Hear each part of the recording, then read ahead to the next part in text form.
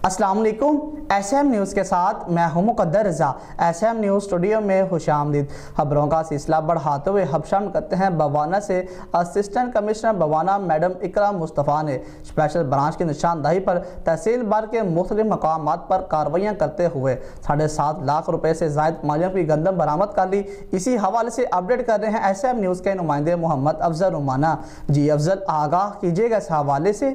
बाना assistant commissioner बाना madam इकरा मुस्तफ़ा ने स्पेशल ब्रांच की अमरा रात भर मुख्तलिफ इलाकों में अचानक छापे मारे। छापों पर कार्रवाइयाँ चक नंबर 226, चक नंबर 223 रमाना, चक नंबर 210 और नौशहरा दोस्त मोहम्मद ब्रिज और दीगर इलाकों में की गई कार्रवाइयों के दौरान 7.5 लाख रुपए मालियत की 50 किलोग्राम की 4150 बोरियां गंदम बरामद। स्टॉक की गई गंदम सरकारी फूड सेंटर जामियाबाद मुंतकिल कर दी। इस मौके पर असिस्टेंट कमिश्नर बाना मैडम इकरा मुस्तफ़ा का कहना था, चीनी और गंदम ब्लैक में फरोख्त करने वालों को किसी सूरत माफ़ नहीं किया जाएगा। इनके खिलाफ बिला इम्तियाज़ कार्रवाइयाँ जारी रहेंगी। छापों और कार्रवाइयों का सिलसिला रोज़ाना की बुनियाद पर जारी रहेगा। कैमरामैन मोहम्मद आरिफ डेक्कू के साथ मोहम्मद अफजल रमाना, बवाना।